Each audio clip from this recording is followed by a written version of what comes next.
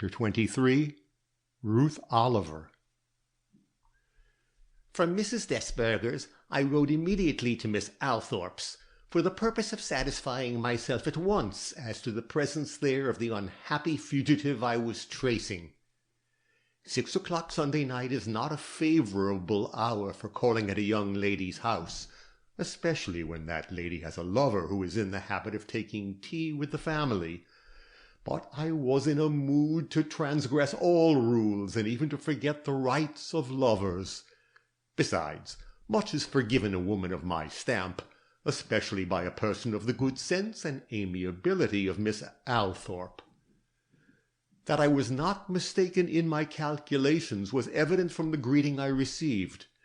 Miss Althorpe came forward as graciously and with as little surprise in her manner as anyone could expect under the circumstances, and for a moment I was so touched by her beauty and the unaffected charm of her manners that I forgot my errand and only thought of the pleasure of meeting a lady who fairly comes up to the standard one has secretly set for oneself. Of course, she's much younger than I. Some say she's only 23, but a lady is a lady at any age, and Ella Althorpe might be a model for a much older woman than myself. The room in which we were seated was a large one, and though I could hear Mr. Stone's voice in the adjoining apartment, I did not fear to broach the subject I had come to discuss. "You may think this intrusion an odd one," I began, "but I believe you advertised a few days ago for a young lady companion. Have you been suited, Miss Althorpe?" "Oh, yes, I have a young person with me whom I like very much." "Ah, you are supplied. Is she any one you know?" "No, she is a stranger, and what is more, she brought no recommendations with her. But her appearance is so attractive, and her desire for the place was so great, that I consented to try her. And she is very satisfactory, poor girl, very satisfactory indeed." Ah, here was an opportunity for questions. Without showing too much eagerness, and yet with a proper show of interest, I smilingly remarked, "No one can be called poor long who remains under your roof, Miss Althorpe. But perhaps she has lost friends. So many nice girls are thrown upon their own resources by the death of relatives." "She does not wear mourning, but she is in some great trouble for all that. But this cannot interest you, Miss Butterworth. Have you some protégé whom you wish to recommend for the position?" I heard her, but did not answer at once. In fact, I was thinking how to proceed. Should I take her into my confidence, or should I continue in the ambiguous manner in which I had begun? Seeing her smile, I became conscious of the awkward silence. "Pardon me," said I, resuming my best manner, "but there is something I want to say which may strike you as peculiar." "Oh, no," said she. "I am interested in the girl you have befriended, and for very different reasons from those you suppose. I have great reason to fear, that she is not just the person you would like to harbor under your roof." "Indeed? Why, what do you know about her? Anything bad, Miss Butterworth?" I shook my head and prayed her first to tell me how the girl looked and under what circumstances she came to her, for I was desirous of making no mistake concerning her identity with the person of whom I was in search. "She is a sweet-looking girl," was the answer I received, "not beautiful, but interesting in expression and manner. She has brown hair." I shuddered. "Brown eyes, and a mouth that would be lovely if it ever smiled. In fact, she's very attractive and so ladylike that I have desired to make a companion of her. But while attentive to all her duties and manifestly grateful to me for the home I have given her, she shows so little desire for company or conversation that I have desisted for the last day or so from urging her to speak at all. But you asked me under what circumstances she came to me?" "Yes, on what day and at what time of day? Was she dressed well, or did her clothes look shabby?" "She came on the very day I advertised, the 18th." Yes, it was the 18th of this month, and she was dressed, so far as I noticed, very neatly. Indeed, her clothes appeared to be new.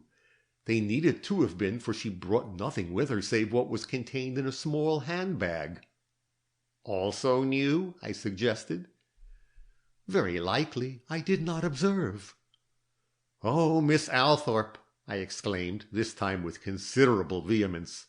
I fear, or rather I hope, she is the woman I want. You want? Yes, but I cannot tell you for what just yet. I must be sure, for I would not subject an innocent person to suspicion any more than you would. Suspicion? She is not honest, then? That would worry me, Miss Butterworth, for the house is full now, as you know, of wedding presents, but I cannot believe such a thing of her. It is some other fault she has, less despicable and degrading. I do not say she has any faults.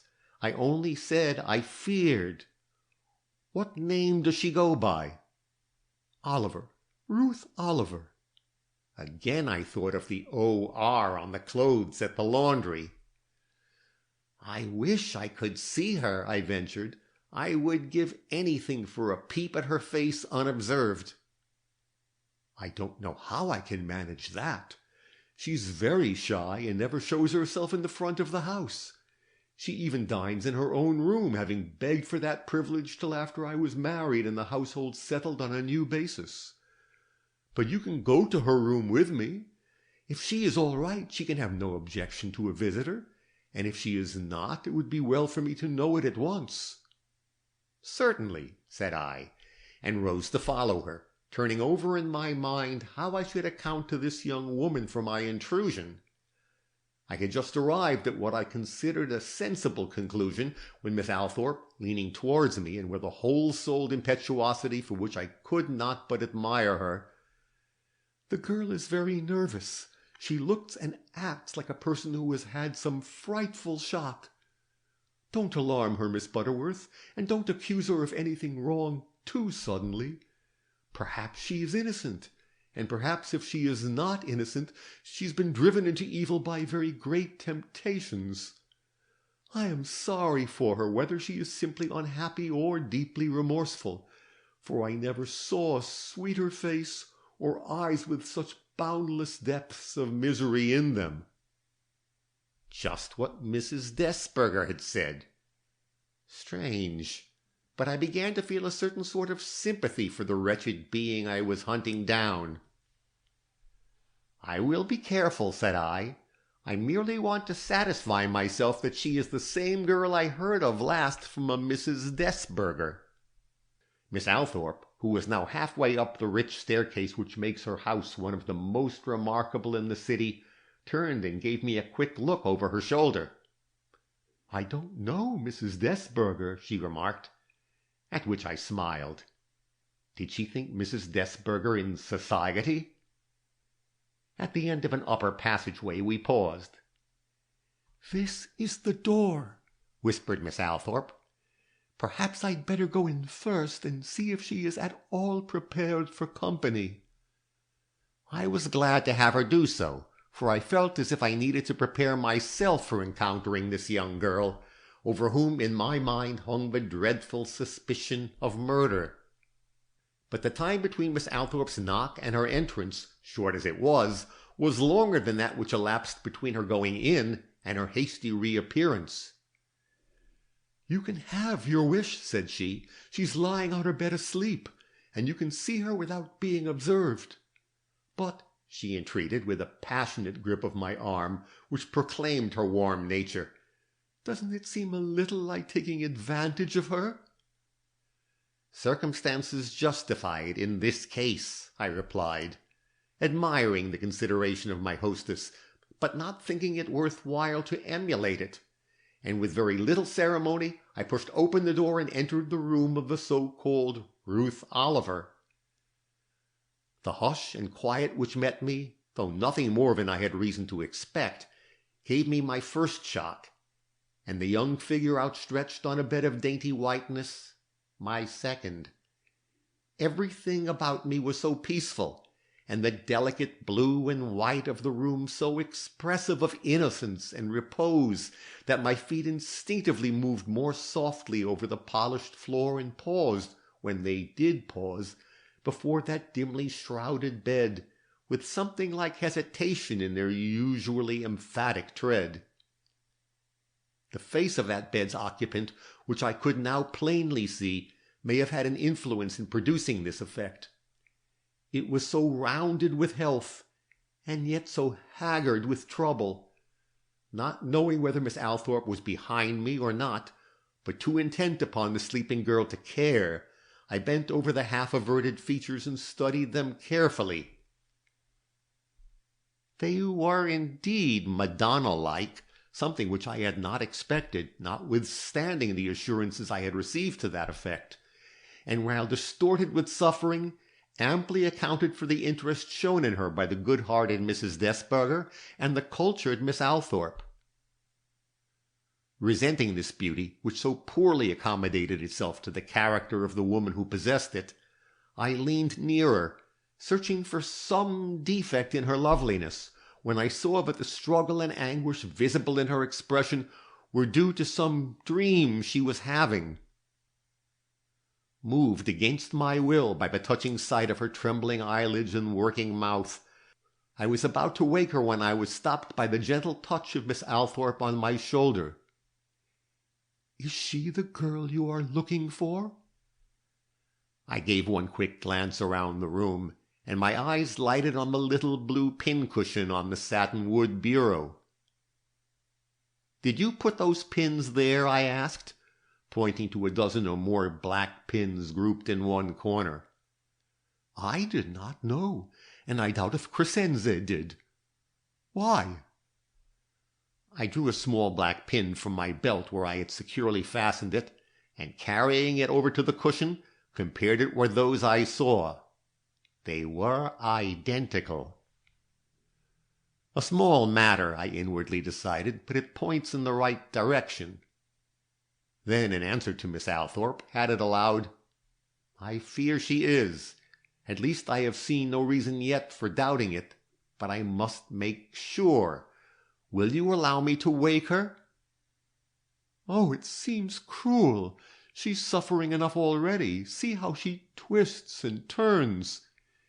"It will be a mercy, it seems to me, to rouse her from dreams so full of pain and trouble."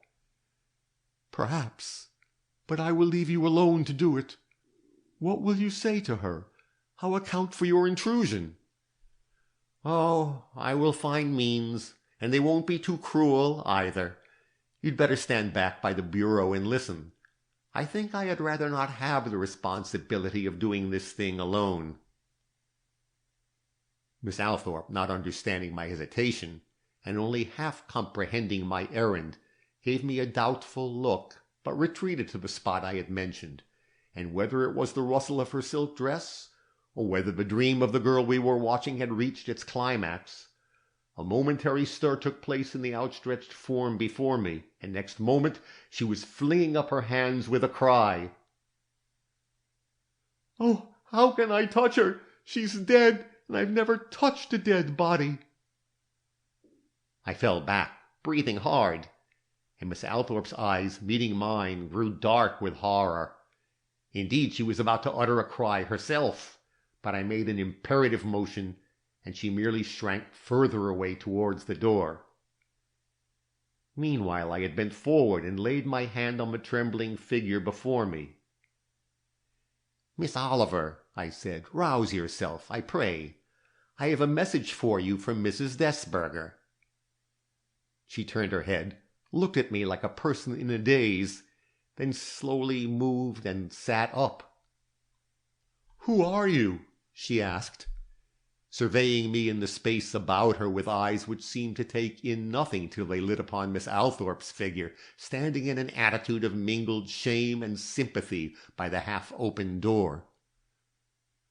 "Oh, Miss Althorpe," she entreated, "I pray you to excuse me. I did not know you wanted me. I've been asleep." "It is this lady who wants you," answered Miss Althorpe. "She's a friend of mine and one in whom you can confide."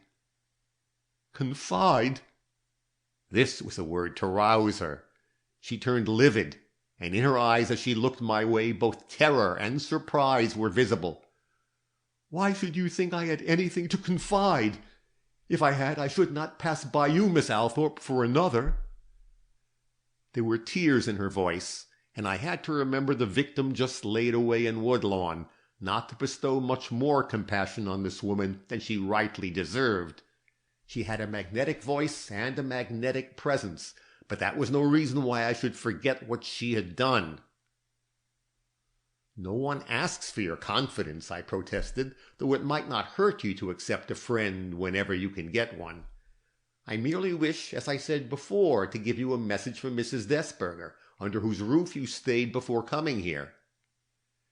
I am obliged to you, she responded, rising to her feet and trembling very much. Mrs. Desberger is a kind woman. What does she want of me? So I was on the right track. She acknowledged Mrs. Desberger. Nothing but to return you this. It fell out of your pocket while you were dressing. And I handed her the little red pincushion I had taken from the Van Burnham's front room. She looked at it, shrunk violently back, and with difficulty prevented herself from showing the full depth of her feelings. I don't know anything about it. It is not mine. I don't know it. And her hair stirred on her forehead as she gazed at the small object lying in the palm of my hand, proving to me that she saw again before her all the horrors of the house from which it had been taken. Who are you? She suddenly demanded, tearing her eyes from this simple little cushion and fixing them wildly on my face. Mrs. Desberger never sent me this. You are right to stop there, I interposed, and then paused, feeling that I had forced a situation which I hardly knew how to handle. The instant's pause she had given herself seemed to restore her self-possession. Leaving me, she moved towards Miss Althorpe. I don't know who this lady is, said she, or what her errand here with me may mean, but I hope that it is nothing that will force me to leave this house, which is my only refuge. Miss Althorpe, too greatly prejudiced in favor of this girl to hear this appeal unmoved, notwithstanding the show of guilt with which she had met my attack, smiled faintly as she answered, Nothing short of the best reasons would make me part from you now. If there are such reasons, you will spare me the pain of making use of them. I think I can so far trust you, Miss Oliver. No answer. The young girl looked as if she could not speak. Are there any reasons why I should not retain you in my house, Miss Oliver? The gentle mistress of many millions went on. If there are, you will not wish to stay, I know, when you consider how near my marriage day is, and how undisturbed my mind should be by any cares unattending my wedding. And still the girl was silent, though her lips moved slightly, as if she would have spoken if she could. But perhaps you are only unfortunate, suggested Miss Althorpe, with an almost angelic look of pity. I don't often see angels in women. If that is so, God forbid that you should leave my protection or my house. What do you say, Miss Oliver? That you are God's messenger to me, burst the other, as if her tongue had been suddenly loosed. That misfortune, and not wickedness, has driven me to your doors, and that there is no reason why I should leave you unless my secret sufferings make my presence unwelcome to you. Was this the talk of a frivolous woman caught unawares in the meshes of a fearful crime? If so, she was a more accomplished actress than we had been led to expect, even from her own words to her disgusted husband. You look like one accustomed to tell the truth, proceeded Miss Althorpe. Do you think you have made some mistake, Miss Butterworth? She asked, approaching me with an ingenuous smile. I had forgotten to caution her not to make use of my name, and when it fell from her lips, I looked to see her unhappy companion recoil from me with a scream. But strange to say, she evinced no emotion, and seeing this I became more distrustful of her than ever.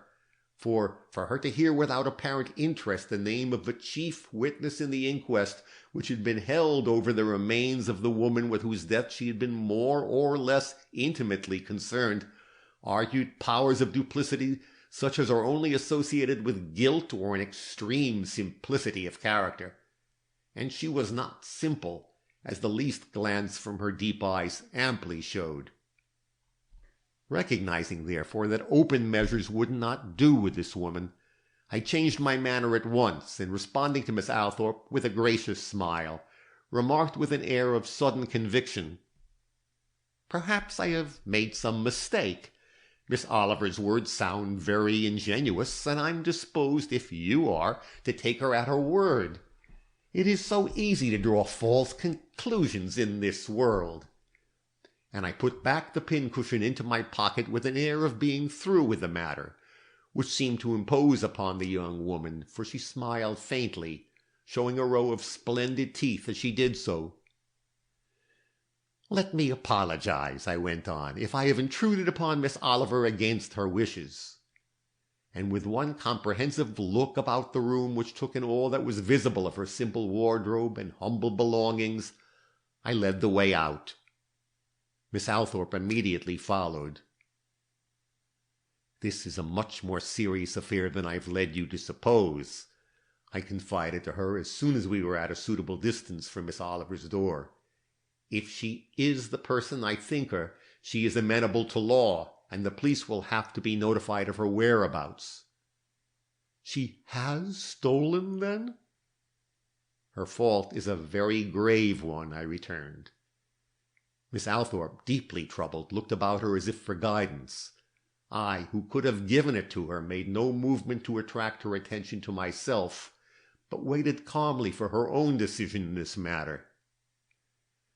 "I wish you would let me consult Mr. Stone," she ventured at last. "I think his judgment might help us." "I had rather take no one into our confidence, especially no man. He would consider your welfare only and not hers." I did not consider myself obliged to acknowledge that the work upon which I was engaged could not be shared by one of the male sex without lessening my triumph over Mr. Gryce. "Mr. Stone is very just," she remarked, "but he might be biased in a matter of this kind. What way do you see out of the difficulty?" "Only this: to settle at once and unmistakably whether she is the person who carried certain articles from the house of a friend of mine. If she is, there will be some evidence of the fact visible in her room or on her person. She has not been out, I believe?" "Not since she came into the house." "And has remained for the most part in her own apartment?" "Always, except when I have summoned her to my assistance." "Then what I want to know I can learn there. But how can I make my investigations without offense?" "What do you want to know, Miss Butterworth?" "Whether she has in her keeping some half-dozen rings of considerable value." "Oh, she could conceal rings so easily." "She does conceal them. I have no more doubt of it than I have of my standing here. But I must know it before I shall feel ready to call the attention of the police to her." "Yes, we should both know it. Poor girl, to be suspected of a crime. How great must have been her temptation." "I can manage this matter, Miss Althorpe, if you will entrust it to me." "How, Miss Butterworth?" "The girl is ill. Let me take care of her." "Really ill?" "Yes, or will be so before morning. There's fever in her veins. She has worried herself ill. Oh, I will be good to her." This in answer to a doubtful look from Miss Althorpe.